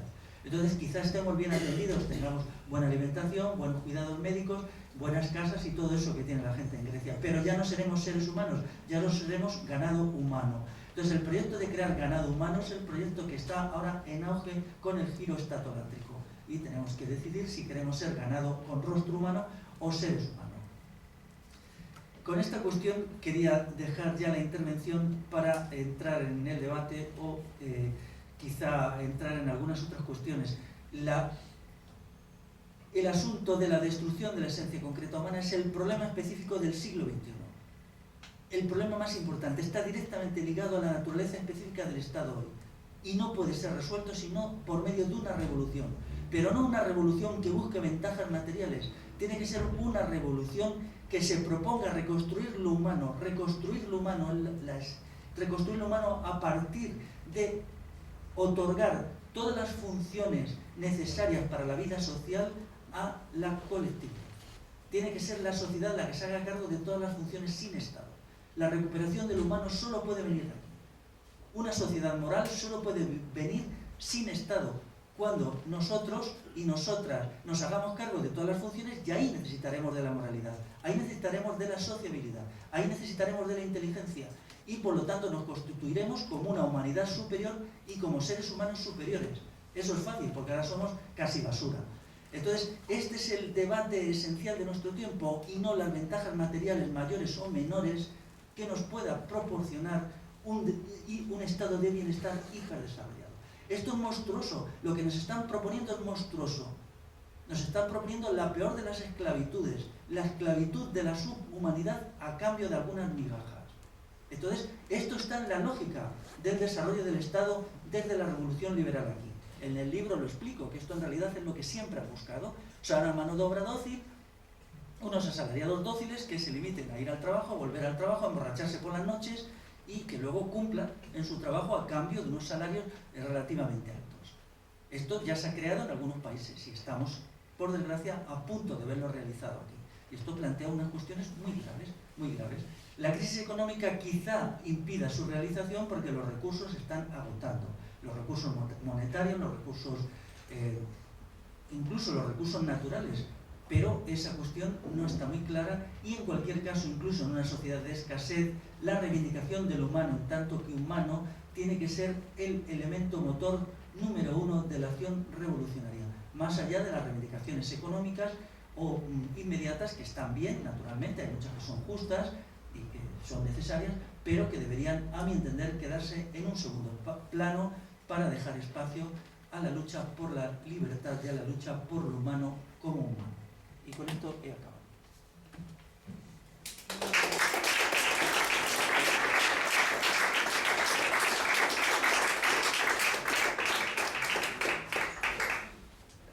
Estoy aquí en un espacio libertario. Quería citar un texto que me llegó hace tiempo, que se llama El efecto Chomsky o el anarquismo del Estado. Es este librito. Me parece que esto está hecho por la gente del CNT de Almería. Creo que está por aquí la dirección. Me parece muy interesante que alguien se haya atrevido a poner las cosas en su sitio y llamar a Chomsky anarquista de Estado. Yo estoy muy de acuerdo, lo he pensado muchas veces, ¿no? Y creo que efectivamente es así, ¿no? Yo ya les he mandado una nota de felicitación por esto. No es que sea un texto, digamos, de gran nivel, no es necesario. Las verdades más fundamentales se pueden decir en 10 líneas, y aquí están dichas, ¿no? Pero creo que este librito sale al paso de una distorsión fundamental. ¿Por qué estamos luchando realmente? ¿Por la libertad o por tener una sociedad de consumo más desarrollada? Y bueno, le explican que Chomsky se ha equivocado de sitio, ¿no? Desgraciadamente existe un anarquismo de Estado, y es muy ingenioso incluso el que hayan usado esta terminología, ¿no? Porque ahora mismo en las sociedades hiperestatizadas, pues la presión es tan fuerte, la presión ideológica, la presión teórica, la presión mediática sobre nuestras mentes, que se está generando, sí, un anarquismo de Estado. Vamos, ya existe hace mucho, ¿no? Ya sabéis que fue tremendo cuando Chomsky fue a visitar a Chávez y bueno, se abrazó con él, ¿no? Y se hizo una foto con Chávez el venezolano, ¿no? Es tremendo hasta dónde se puede llegar, ¿no? Hasta un loco estatólatra como Chávez abrazándose con un hombre que lleva 40 años llamándose anarquista, ¿no? Es muy triste, pero detrás de eso hay unos fallos doctrinales, o si queréis llamarle teóricos o ideológicos, que han permitido esta sinrazón y esta locura, ¿no? Que ahora nosotros tenemos que intentar desmontar como podamos. ¿Alguna pregunta o alguna cuestión por ahí? Quería decir respecto a mi libro que también para mí la crisis actual era una prueba, ¿no? Porque claro, si la crisis actual se hubiera desarrollado de otra manera, la crisis económica, mi libro hubiera sido puesto en cuestión, ¿no? Tendría que haber quizá reescrito mi libro y haber aceptado que me había equivocado, pero bueno, estoy relativamente contento, ¿no? Todavía a la crisis le queda mucho, es una crisis muy curiosa, una crisis muy, muy compleja, sobre todo que afecta a Occidente, a Estados Unidos y a Europa y a la Unión Europea. China no será afectada por la crisis, y que alguna vez tendríamos que reunirnos para reflexionar sobre esta crisis, porque es algo muy, muy, muy novedoso. Me gustaría estar en la intervención, antes se lo decía Antonio, del hombre del economista, ¿cómo se llama Antonio? Te lo he dicho antes. José Luis Velasco. Sí, cuando dice esto, más o menos el título, que creo que viene el viernes, ¿no? Viene el viernes, ¿no? Sí. Dice que la crisis es el modo de existencia del capitalismo, es verdad. No puedo venir desde Madrid, ¿no? Pero me gustaría mucho escuchar eso porque es verdad, ¿no? O sea, claro, ese mito de un capitalismo estable nunca ha existido. El capitalismo es dinámico, es un dinamismo. Quizá nosotros como revolucionarios seamos más estáticos, nuestras mentes no evolucionan con la rapidez que evoluciona la realidad, ¿no? Quizá tengamos mucha tendencia a agarrarnos a dogmatismos, a esquemas de hace 100 años o de hace 50 años, ¿no? Pero es verdad que ahora mismo hay una situación muy fluida, muy, muy extraña en el plano internacional, el hundimiento de Occidente y el surgimiento de un capitalismo con no blanco, anglosajón y protestante, sino, bueno, muchos capitalismos que ya no son occidentales. En 10 años o 20 la hegemonía de Occidente estará perdida, ¿no? En el terreno económico ya está perdida. De hecho, Estados Unidos paga su aparato militar con el capital chino, ¿no? Los chinos le compran la deuda del Estado y en buena medida así financian su máquina militar. Esto no se puede mantener indefinidamente. Tarde o temprano los chinos dejarán de comprarle la deuda y eso nos llevará a un conflicto armado bastante violento en el plano mundial, ¿no? Se acerca a un conflicto entre superpotencias de una gravedad desconocida desde la Guerra Fría o incluso desde la Segunda Guerra Mundial, ¿no? Esto es, claro, Occidente está en una crisis económica crónica, mientras que China, India, los países emergentes no están. Ahí tenemos el caso de Brasil. Ahora ha habido elecciones en Brasil. Brasil se está desarrollando de una manera muy rápida, gracias a un político de izquierda como es Lula, ¿no? Nadie está gestionando y dirigiendo mejor el capitalismo que la izquierda. La izquierda son los mejores gestores del capitalismo, mucho mejor que la derecha. Aquí lo hizo el PSOE y allí lo ha hecho Lula, que era un trabajador metalúrgico y ya sabéis su historia, ¿no? O lo que ha hecho Mandela en Sudáfrica. Mandela ha sido el gran gestor del capitalismo sudafricano, que es ahora uno de los pioneros a nivel mundial. La gente que libró las luchas contra el apartheid pues se equivocó en el enfoque y no digo que el apartheid fuera justo, sino que el apartheid tenía que haberse unido a la destrucción del capitalismo. Cuando se permitió la salida del apartheid con capitalismo, pues se estuvo haciendo la gran maniobra que necesitaba el capitalismo sudafricano con Mandela al frente. Y bueno, pues hay una situación muy extraña y muy fluida que debemos estudiar. Tenemos 2 o 3 años para estudiarla. A partir de ahí empezarán a suceder cosas bastante graves a escala mundial, que ya están sucediendo de hecho. Sí, Tony. Entonces has utilizado un término, has dicho post-capitalismo. ¿Tú crees que es posible, es decir, tú crees que es posible para el Estado crear algo más allá de lo que es el capitalismo? Es decir, que puede haber un salto o puede crear otro sistema, aunque sea basado en las mismas, no sé cómo decirlo, ¿no? Sobre las mismas bases. O simplemente lo único que puede hacer el Estado en el momento de, es decir, en el caso que no pueda seguir tirando para adelante, es una huida hacia adelante, es decir, mayor represión policial, mayor control, todavía más, etc. Bueno, yo he usado mal la expresión, tienes razón. Yo lo que me quería es referir a que si admitimos, por ejemplo, en la mentalidad de todos estos que creen que puede haber una lucha anticapitalista, pero no antiestatal, si el Estado se hubiera mantenido neutral, que es su tesis, ahora viviríamos un postcapitalismo, en el sentido que si el capitalismo se habría derrumbado. Como eso sí, no puede pasar, pues no ha pasado. La pregunta que tú pones sobre la mesa es bastante inquietante. Por ejemplo, ahora mismo estamos asistiendo a realidades nuevas. El ascenso del esclavismo. Por ejemplo, la realidad del esclavismo se está desarrollando. Aquí, todas las almas cándidas y bondadosas que se dedican a comprar niños, por ejemplo, en la India o en China, están desarrollando el esclavismo, porque están creando un mercado de niños, ¿no? Un mercado de niños, que es bastante potente ya, ¿no? Pudiera ser que en alguna situación dada, no ahora, pero dentro de 50 o 60 años, el régimen actual, al que podemos calificar de estatal capitalista, evolucionara hacia procedimientos quizá bastante terribles. Se podría evolucionar hacia un sistema neoesclavista clásico. Ya ha habido intentos en el pasado. O podría evolucionar quizá hacia una vinculación de los trabajadores a ciertas empresas en condiciones casi militares, de militarización, que sería en realidad una forma de semi-esclavismo. Tenemos que tener la mente muy abierta a lo que vaya pasando en los próximos 20 a 30 años, porque son situaciones que hay una interpretación del capitalismo, como el capitalismo está aquí, ya no es la historia reversible, que no es cierta. La historia puede revertir hacia atrás, podemos volver a formas de esclavismo muy fuertes, de una militarización general de la vida social, aunque por ahora la baza que el sistema de dominación está jugando más bien es una baza de tipo político y de tipo ideológico. Ellos controlan a las multitudes a través del control mental, el control político, el control ideológico. Tenemos que ver la importancia tan enorme que hoy tiene el control ideológico, el control a través de los partidos, a través del sistema académico, del sistema universitario, es más importante que la represión directa. Pero podría haber una coyuntura histórica, pongamos dentro de 25 años, en que esto cambiará.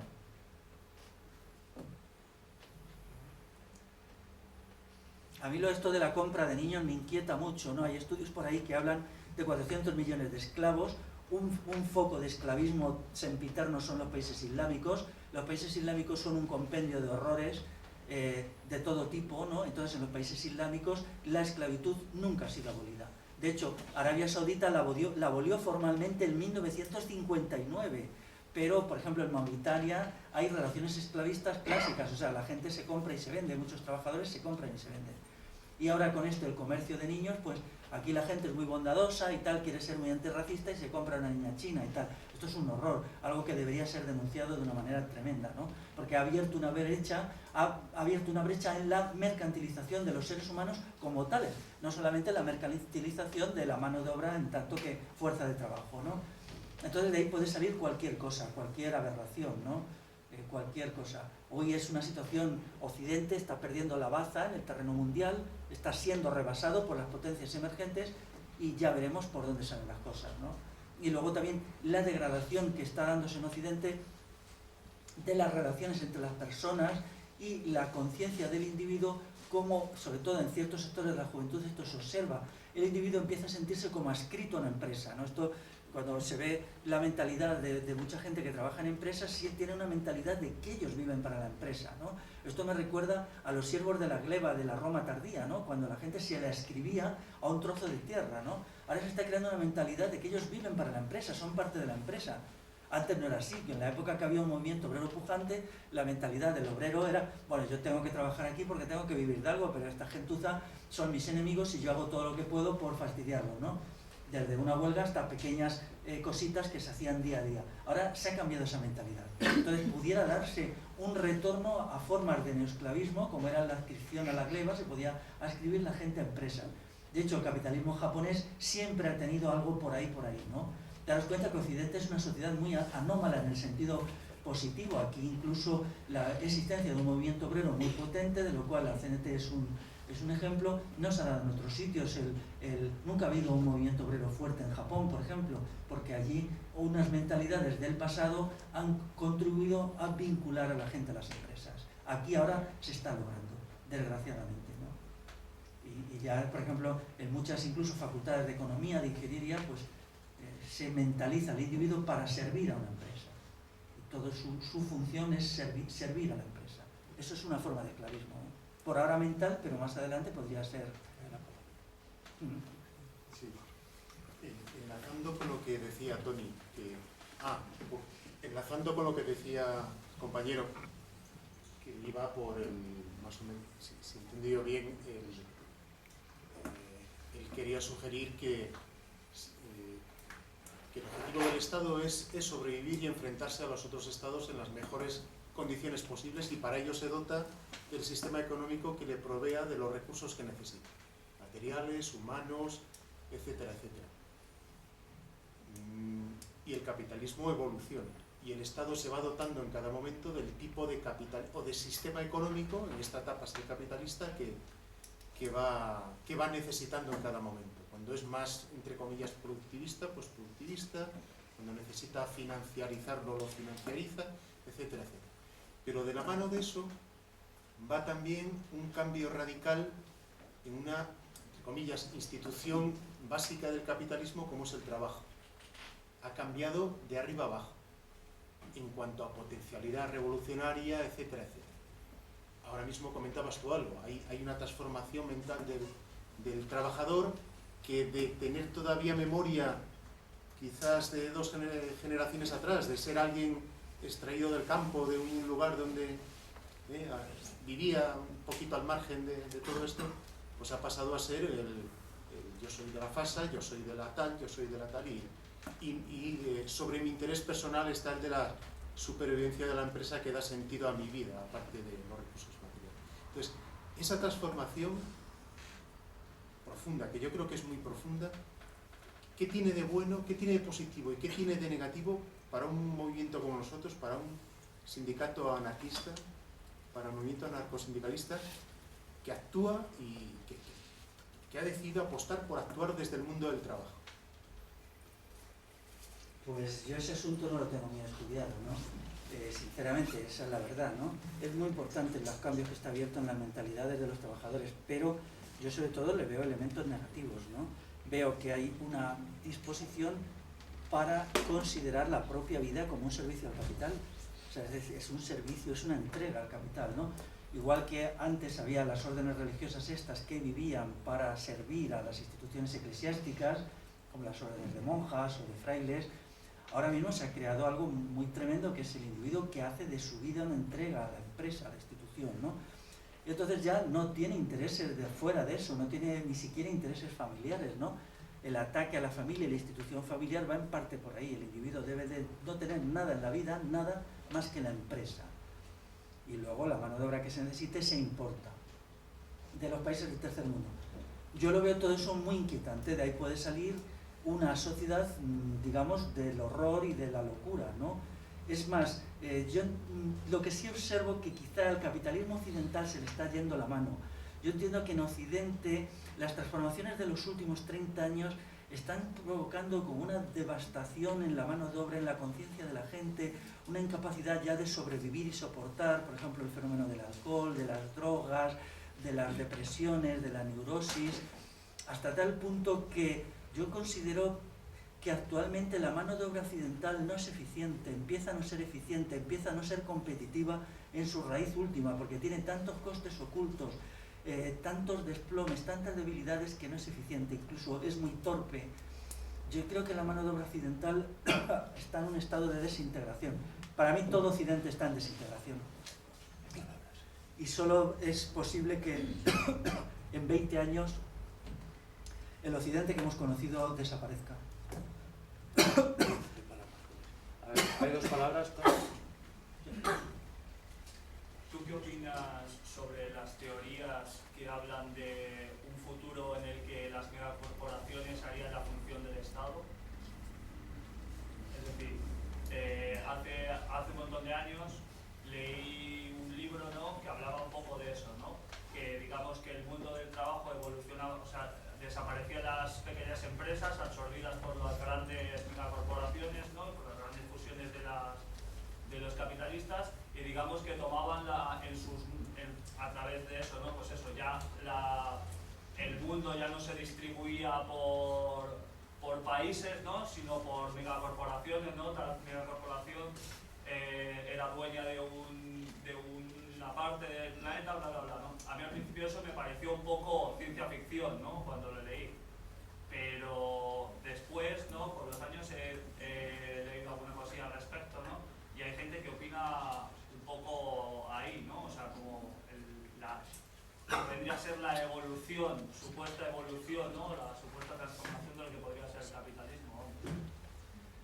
Lo observable es que lo que se está desarrollando es el Estado. O sea, el Estado crece año a año en la cantidad de Producto Interior Bruto que se apropia, e incluso con la crisis lo que hemos visto es que muchas grandes empresas que antes eran privadas ahora son empresas estatales. De hecho, si algo va a salir de esta crisis es un capitalismo estatal muy reforzado. Por ejemplo, en Estados Unidos el presidente de la Chrysler ya no lo nombran los accionistas, como antes, bueno, tampoco lo nombraban los accionistas, pero en la ficción, ¿no? Ahora lo nombra Obama, porque la Chrysler, la mayoría de las acciones de la Chrysler están en manos del Estado, ¿no? Los 6 grandes bancos sucede lo mismo. De hecho, en la decadencia del Imperio Romano sucedió igual. Lo que se observa cuando la sociedad romana entra en descomposición, que lo que crece es el Estado. Al final el Estado se crea un Estado que se va expandiendo a todas partes y las funciones estatales los van absorbiendo todo. Pero ahora mismo Occidente tiene que pelear contra las potencias rivales incluso en el terreno militar. Todos los libros de doctrina militar de Estados Unidos presentan a China como enemigo. Cualquier libro que se lea, por ejemplo, algunos libros que se han editado últimamente sobre el ejército de Estados Unidos, supuesto número 1, una guerra con China. ¿Por qué? Porque China se está apropiando de todo. China está comprando todo el petróleo, casi todo de África, o una parte, materiales estratégicos, recursos, ha penetrado profundamente en Brasil. Entonces lo que se avecina es un conflicto abierto entre Occidente y China. Pero en esas condiciones lo que hay que desarrollar es el aparato militar. El aparato militar es el que hace las guerras, ¿no? Detrás de estos libros que tú citas había una imagen un poquito ingenua, porque no veían que ellos, quienes escribían esos libros, se habían olvidado de algo que se llama guerra. La guerra es consustancial al capitalismo y está ahí, y es consustancial al Estado, ¿no? Entonces, en las condiciones actuales, la preparación para la guerra es una realidad bastante clara. Hay medidas. Por ejemplo, la incorporación de las mujeres al ejército según la ley de 1989, que ahora ya el 20% de los efectivos militares son mujeres, está dirigido en esa dirección. Occidente no puede competir con China. Si China se alía con Brasil, con India y con otras potencias emergentes, Occidente está perdido, incluso ya está perdido económicamente. Estoy hablando a 30, 40 años vista. Últimamente Occidente se ha apuntado a una avanza estratégica de mucha importancia, que es aliar consigo al imperialismo islámico con la gran venta de armas que hace una semana hizo Obama a Arabia Saudita. Esto significa que Occidente está buscando realinearse frente a las potencias rivales. Ya ha conseguido ganarse al imperialismo islámico que estaba dudando. Entonces, ¿qué tenemos delante de sí? Delante de nosotros una perspectiva que se parece mucho a los años 20 de la Segunda Guerra Mundial, cuando por un lado estaba Alemania, por otro había un conflicto de superpotencias. Que la guerra futura se realice a través de una guerra general o por medio de guerras parciales como las que hubo en la Guerra Fría, eso ya no lo sabemos. Ya sabéis que la Guerra Fría no fue una guerra fría, fue una guerra caliente. Podemos citar hasta 50 conflictos locales en que las dos superpotencias lucharon por determinados territorios. Por ejemplo, la intervención de los cubanos en Angola, pues los cubanos no eran nada más que la carne de cañón de la Unión Soviética, que fueron enviados allí para luchar por el petróleo de estos países para la Unión Soviética, ¿no? Pero esa guerra la perdieron, fueron perdiendo un montón de guerras hasta que finalmente la Unión Soviética no pudo soportar la presión y se derrumbó. Todavía, a mi entender, Estados Unidos no ha definido, y Europa, cuál va a ser la estrategia esta vez. Pero la acabarán definiendo, una estrategia militar, una estrategia política, económica y tal. Todavía están en una fase de tanteo, como podía ser la situación en los años 20 o 30, cuando todavía los nazis acababan de llegar al poder, todavía Alemania no se había rearmado y había una situación en que...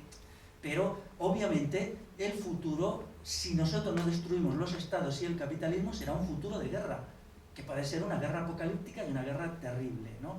Y eso es lo que da sentido a las jornadas antimilitaristas de Barcelona, y mi ponencia, cuando se publique, si queréis leerla, veréis que yo me baso en estos supuestos estratégicos, ¿no?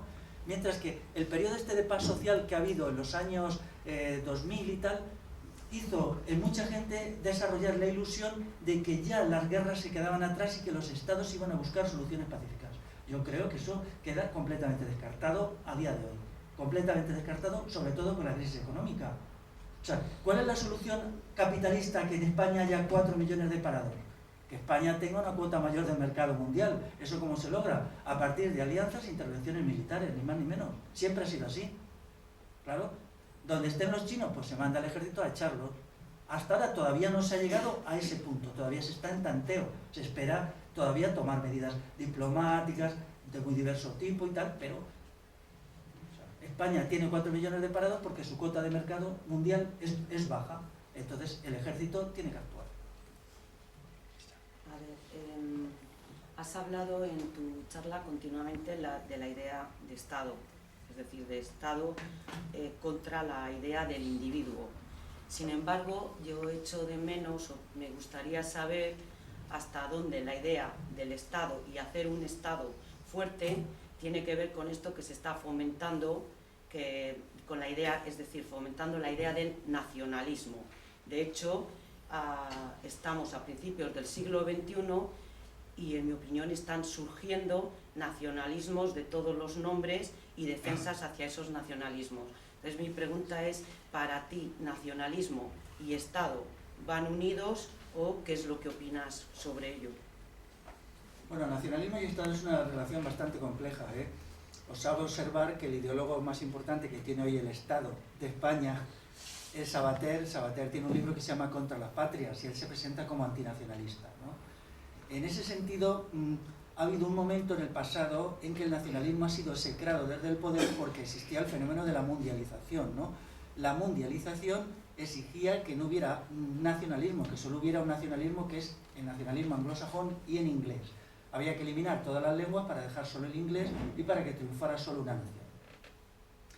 El fenómeno de la mundialización, llamada globalización por la gente que le gusta usar palabritas inglesas, yo como estoy en contra del idioma inglés utilizo la palabra castellana que es mundialización, pues entonces exigió una crítica muy fuerte del nacionalismo. Y hay muchos autores. Hace poco un amigo me pasó una lista de autores que execran el nacionalismo en todos los tonos. Como las realidades son siempre concretas, nosotros tenemos que tener cuidado con esto. Ahora mismo hay una encrucijada. Estados Unidos no sabe si relanzar, entiendo yo, el nuevo nacionalismo norteamericano o no relanzarlo, seguir con la idea de la mundialización y no relanzarlo. Por ahora, desde luego, en Europa se está machacando la idea del nacionalismo porque se quiere crear una Europa como potencia unificada. Por lo tanto, se ve con distanciamiento los nacionalismos. Pero, ya digo, todo esto tendría que estudiarse en concreto y ver el uso que pueden hacer de la noción de nacionalismo o de cosmopolitismo según las circunstancias y según su estrategia en el conjunto de la estrategia militar, diplomática, política, económica, tal, ¿no? No es fácil de definir. Yo ahora ese asunto lo estoy estudiando, pero yo en mi libro sobre Galicia me defino por la recuperación de la lengua y cultura de Galicia al 100%. Yo te quería preguntar acerca de un tema que quizás no haya sido objeto de estudio por tu parte, pero bueno, tenía esa curiosidad. En el campo de la lucha por la liberación animal, vinculada o no al movimiento libertario, generalmente se pretende servirse del Estado como herramienta para alcanzar esos objetivos. Yo te quería preguntar si, en tu opinión, crees que es moral utilizar al Estado desde el punto de vista de la liberación animal vinculada al movimiento libertario y, en segundo lugar, si crees que es operativo, si crees que realmente el sistema de dominación al margen o no del capitalismo en algún momento podrá ceder ante esos objetivos de la liberación animal. Yo te contesto, mira, cuando yo hice el librito Borracheras no, yo nunca he pretendido eliminar el vicio de la embriaguez con una ley seca. No, yo creo que la embriaguez, el vicio de la embriaguez tiene que ser algo que se rechace desde la sociedad. Voy a emplear incluso una terminología que es la sociedad civil. Tenemos que presionar, hacer un esfuerzo, convencer, dar ejemplo también un poco, ¿no? Y entonces ir poco a poco que vaya retrocediendo el vicio de emborracharse, ¿no? Igual suceden otras muchas cosas, por ejemplo lo del tabaco, igual, contra el tabaquismo. Entonces yo entiendo que la gente que pretende resolver los problemas que hay en la relación entre los seres humanos y los animales a base de legislaciones y leyes, pues es delirante, ¿no? Primero porque se le da al Estado una función que no se le debe admitir y en segundo lugar porque en general eso es ineficiente, ¿no? O sea, el caso terrible de la ley seca en Estados Unidos, cuando se aplica en los años 20, solo sirvió para que el país se alcoholizara en masa, ¿no? Es decir, de un grado de alcoholización bajo que había antes se pasó a uno altísimo. Se crearon además todo el fenómeno este de las mafias y tal, ¿no? Entonces sería conveniente que eso no se tocara. O la cuestión de las drogas, cuando dicen legalizar o ilegalizar. ni legalizar ni legalizar en contra de las drogas. Son cuestiones sobre las que no nos tenemos que definir, ¿no? Yo al menos no me defino, yo estoy en contra de las drogas. No me interesa si es legalizada o ilegalizada. Creo que los males de la sociedad deben de resolverse desde la sociedad, desde la gente, no desde el Estado. Con lo que podamos hacer. Que luego hay una ley que a lo mejor que en un momento dado puede favorecer, bueno, pues la hay, ¿no? Otra ley que perjudica, ¿no? Pero yo creo que nosotros nos debemos de mantener distanciados de esas operaciones. ¿Sí? Y reforzar el componente civil, el componente de base, y no buscar soluciones en el Estado, que el Estado se mueve por la razón de Estado. Siempre todo lo que hace, incluso cosas que son positivas, yo no voy a negar que el Estado hace cosas positivas, estaría loco si lo negara, pero siempre las hace con un trasfondo, siempre hay una intención de fondo y se lo cobra. Por cada cosa positiva que hace se lo cobra a precio de oro, y eso es una cuestión que tenemos que entender muy bien. La razón de Estado desde Maquiavelo es lo que guía al Estado. El Estado siempre busca su interés. Su interés es el motivo fundamental de todas sus actuaciones, de todas. No es el gerente del bien general ni representa el bien general. O sea, es absurdo. ¿Cómo el Estado va a representar el bien general? El bien general solo puede ser definido por la generalidad de la población. Es de sentido común, ¿no? O sea, si ya delegamos en el Estado la definición del bien general, nos estamos negando como seres humanos, puesto que estamos diciendo que ellos, porque el Estado son unas cuantas élites, el Estado no es ni el 1% de la población. Y una cosa que hago en mi libro es definir el Estado cuantitativamente.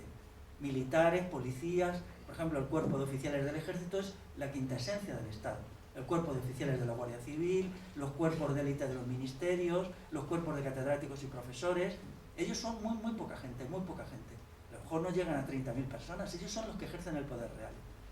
Y buscan su poder a toda costa, como lo puede buscar una corporación multinacional. Pero ellos tienen unos medios que una corporación no tiene. Tienen muchos medios. Desde los medios militares a los medios de aleccionamiento.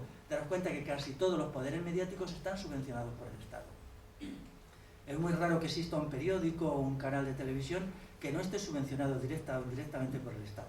Desde hace más de 150 años el precio del papel prensa es artificial, es un precio político. Si se tuviera que pagar a precios de mercado el papel prensa, un diario que hoy vale 1,20 nos valdría 5 o 6 euros. Ha sido subvencionado por el Estado para que el aleccionamiento de las masas se cumpla efectivamente. Eso ya se hizo a mediados del siglo XIX. Entonces, claro, cuando se nos habla del mercado y tal, sí, el mercado existe, pero los precios políticos son la leche, están en todas partes. Cuando hay algo, un interés estratégico, hay un precio político. Y los intereses estratégicos son muchos, ¿no? Hoy ya la prensa no cumple la función de hace 100 años porque está la televisión, pero bueno, la prensa sigue siendo todavía muy leída, ¿no? Y un periódico como El País crea opinión pública mucha, ¿no? Y eso surge de las formas de subvención. Claro, ¿cuánta subvención recibe el país? Pues cientos de millones de euros cada año, o quizá miles de millones, por muchos procedimientos directos e indirectos que se podrían, vamos, yo cuando no tengo nada mejor que hacer me entretengo en hacer la lista de las formas como lo hacen, ¿no? Algunas no son fáciles de ver, pero están ahí, ¿no? Sí, es una información y una pregunta. Una información es que China ya ha hecho pública su decisión de comprar masivamente deuda griega. Comprar deuda de un país que está dentro del euro y con lo que eso puede estabilizar o desestabilizar al euro y a la Unión Europea. Y la pregunta tiene que ver, igual que en su momento se pasaron de pequeños estados-nación a grandes estados-nación, nuestro es un ejemplo y otros, el italiano, el alemán, etc. En las últimas décadas, en Europa desde la de los 50, pues venimos asistiendo al surgimiento y consolidación de un nuevo Estado que engloba Estados, que son eso que llaman las integraciones regionales, económicas, etc. Que yo creo que se pueden caracterizar como, no sé, es lo que te pregunto, si se pueden caracterizar como auténticos Estados. Tienen poder político, tienen una producción normativa que ya es la mayoritaria en cada país, la transponen y punto, tienen aparatos militares, alianzas estratégicas, etcétera, etcétera, etcétera. Y incluso hay un ámbito, incluso se podría decir mundial, que es gobernado por otras instituciones que se dicen económicas, pero que tienen un proyecto de sociedad y un proyecto político claro, como es el Fondo Monetario, el Banco Mundial, etcétera, etcétera, etcétera. Estos, ¿no? Que no solo son instituciones económicas, sino que es que están definiendo eso. ¿Tú crees que ahí están los nuevos estados? No sé, Porque haría muy difícil.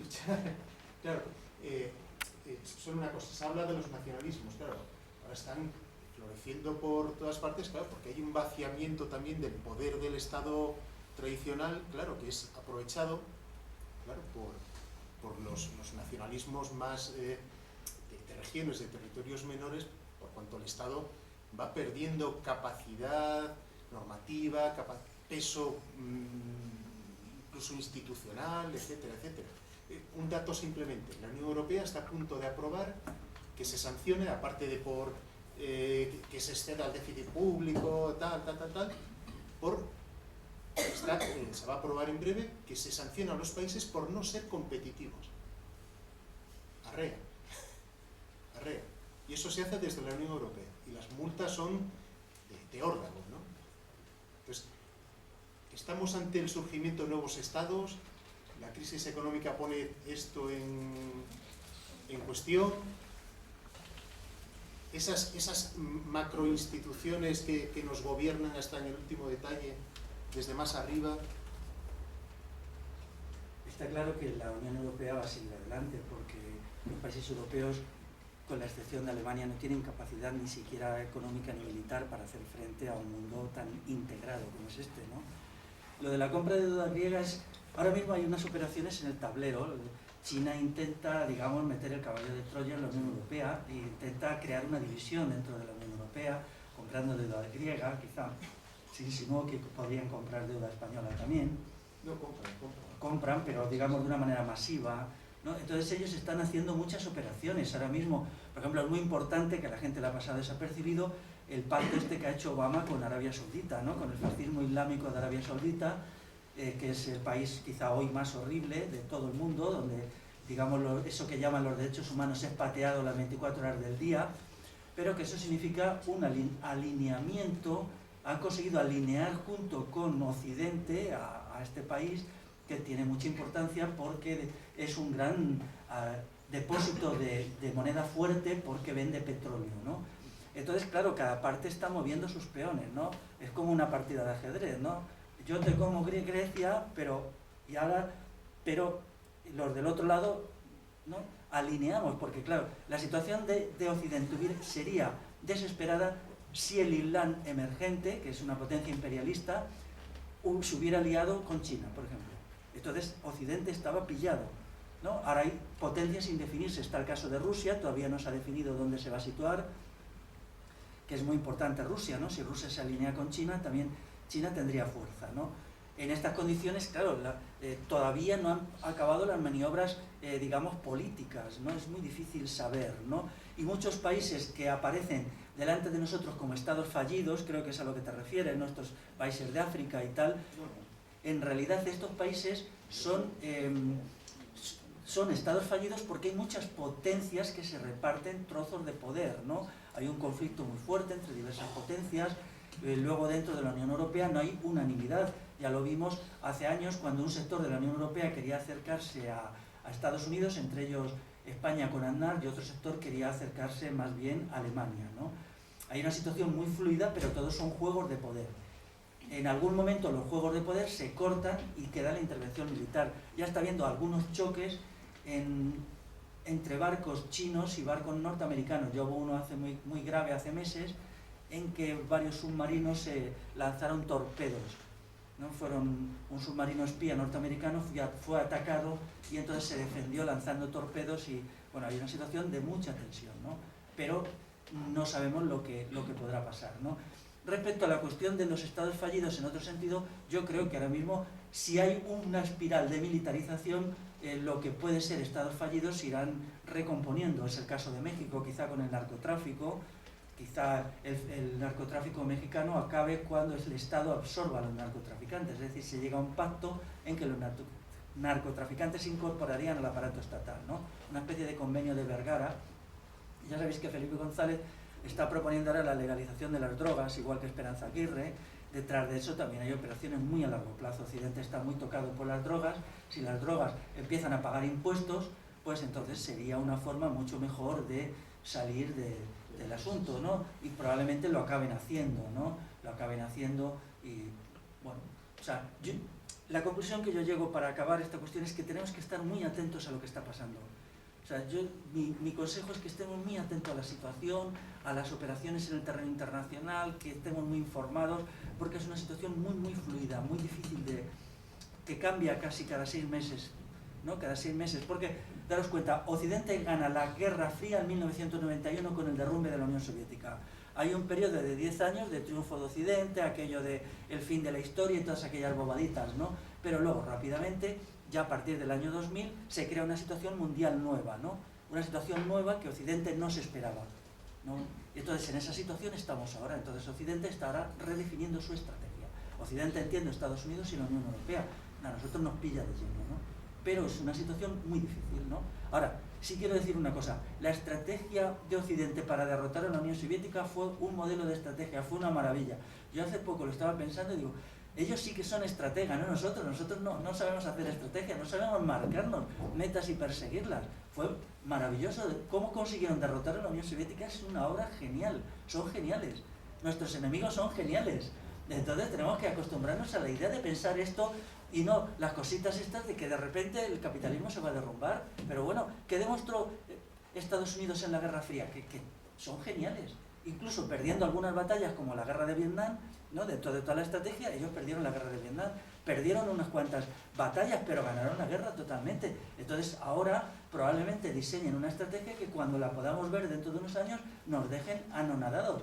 Conclusión, hagamos nuestra estrategia, desarrollemos nuestra capacidad para desarrollar la revolución en un mundo cambiante. Y eso es nuestra tarea.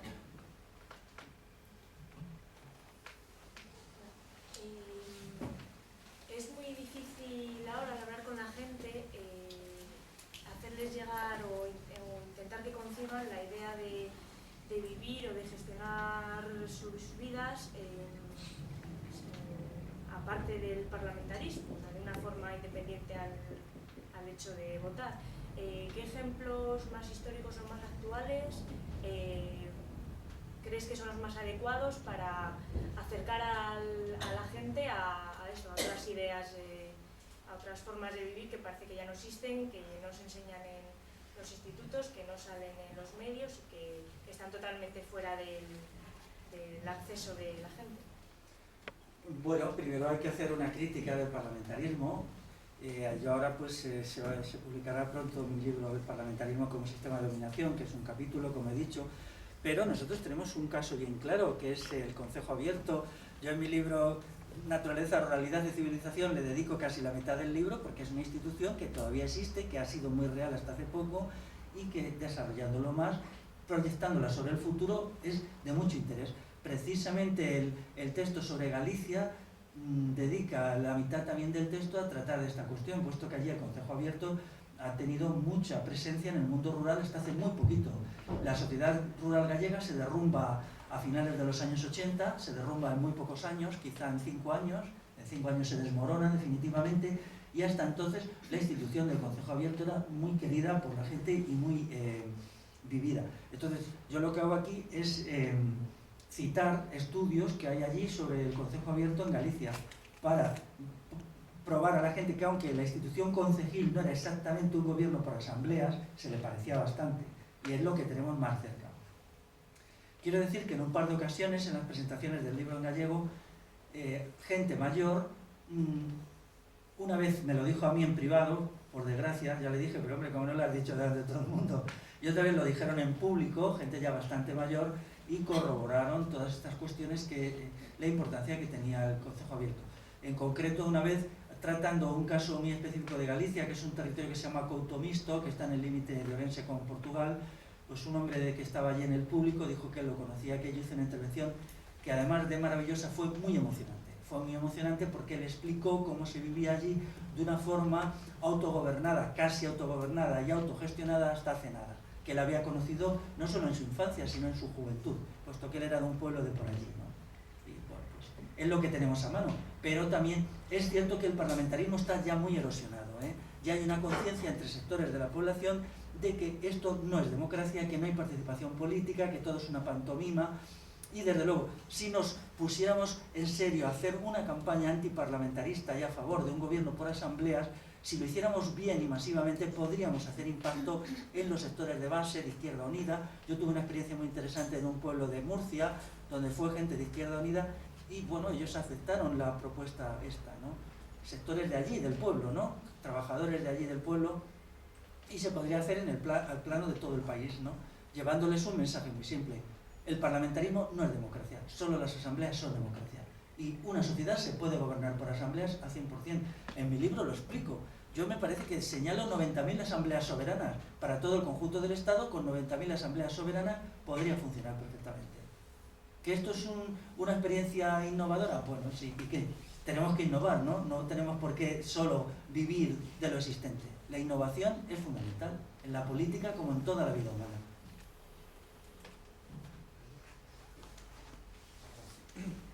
Bueno, pues parece que has presentado un poco que en un futuro pues parece que puede haber o habrá una especie ya de conflicto mundial, planetario. Habla más alto, por favor. Vale. Que bueno, parece que hay como un futuro así que pasa por un conflicto bélico, no sé si de alta, de media o de baja intensidad, entre dos bloques y que bueno, pues que hombre, no sé, por un lado crees que de ese conflicto, bueno, recordar un poco que muchas revoluciones han venido después de, o han estado emparejadas o han sucedido durante una guerra o después de una guerra o después de venirse abajo un estado, no sé, ¿crees que de ahí se puede sacar algo? Yo quisiera pensar que sí, claro, pero daros cuenta que el triunfo del Estado, que por eso yo lo titulo mi libro, es un hecho real. Nosotros tenemos que aceptar la durísima realidad histórica que nos ha tocado vivir con valor, porque realmente la situación actual, los estados han triunfado en todo el mundo, pero han triunfado en el sitio clave que es la cabeza de la gente. La gente ha interiorizado la presencia del Estado. Lo que se pide hoy, me decía un amigo, dice, no te partas la cabeza si lo que hoy todo el mundo quiere ser es funcionario, la gente lo que quiere es que el Estado se amplíe más y más. O sea, realmente las posiciones anti-Estado hoy tienen muy poco recorrido, y es verdad, ¿no? Todos buscamos, para que nos resuelvan los problemas cotidianos, una expansión del Estado, ¿no? Entonces, futuros conflictos, pues sí, sería conveniente que tuvieran una salida revolucionaria, y es nuestra obligación trabajar en esa dirección. Pero, ¿qué posibilidades reales hay de eso? Pues depende de lo que hagamos en los próximos 10 años. Nosotros tenemos 10 años para prepararnos para una situación que luego puede ser tremenda, ¿no? Porque, vamos a ver, mira, el movimiento antiglobalización tenía un error fundamental. Ignoraba el hecho de la guerra como una realidad constante de la historia de la humanidad. Ellos lo excluyeron completamente. Entonces, cuando estaba en auge hace 6 o 7 años, yo me echaba la